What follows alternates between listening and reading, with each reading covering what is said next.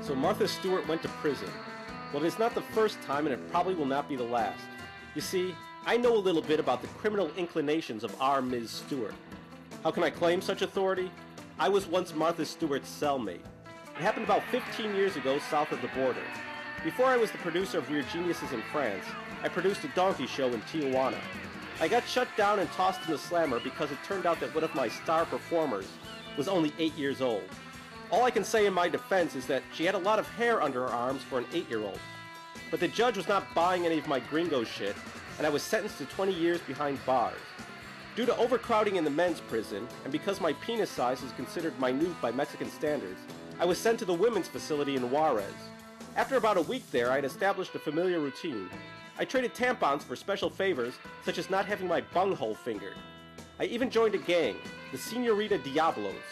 Then, one steamy August night, a giant blonde bull dyke burst through my cell door. She grunted that her name was Martha Stewart. It turns out that she got blasted out of her mind on tequila and peyote and wound up raping the chief of police with a broken rum bottle.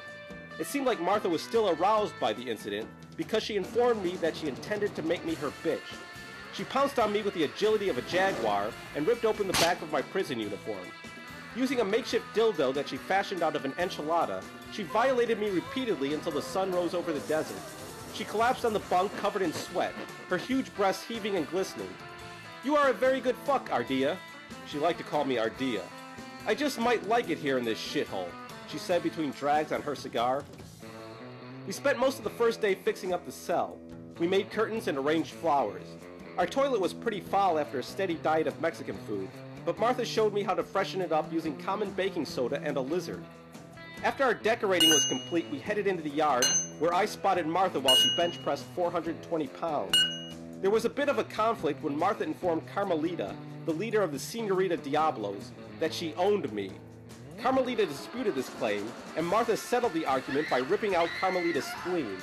That night, Martha again raped me for hours with a strap-on enchilada. I asked if we could just engage in normal male-female vaginal intercourse, but Martha said she had her clit bitten off by a Rottweiler and she preferred the enchilada rapes. For the next several months, we got into a pattern of domicility.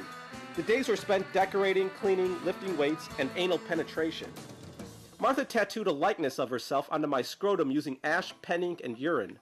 Then one day, Martha had a revelation.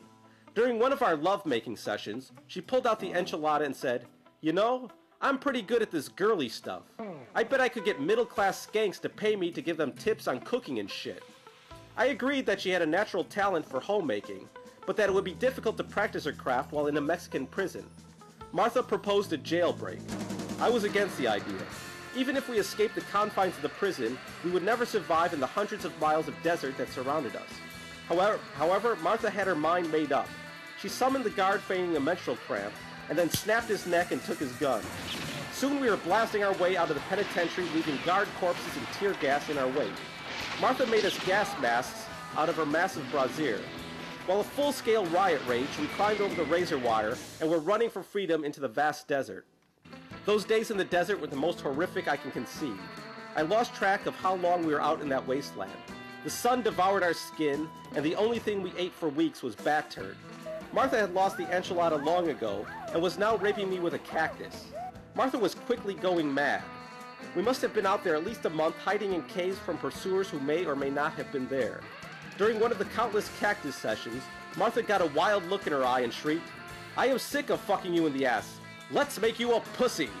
She produced a switchblade and approached me psychotically. I knew she could not be reasoned with in this state. She had every intention of performing some sort of experimental genital surgery on me. I backed away. The sun gleamed off the knife blade. Suddenly, a pack of wild dogs came running over the dune. They pounced on Martha. Their teeth ripped into Martha's flesh. Martha's teeth ripped into the dog's flesh. I ran as fast as I could. I did not know in which direction I was heading. I only knew I had to get away from the crazy blonde who wanted to cut off my junk. The dogs made ungodly sounds as Martha snapped their spines and drank their blood. I could hear her in the distance screaming, "Come back! Let's talk this over! Manginas are a good thing!" My legs were powered on pure instinct. For days I scurried about the desert like an insect trying to survive being eaten by an iguana. Occasionally I would spot Martha roaming the desert dementedly. She was covered in coyote guts and used 2 tortoises as nipple clamps. At night, I could hear her voice mixed with the howls of the wild animals screaming, "Ardilla! Ardilla!" into the night. Eventually, I made it across the Rio Grande with a pack of migrant workers. I worked my way north, washing dishes and joining carnivals. Countless nights I would wake up with thoughts of the castrating blonde lunatic tormenting my brain.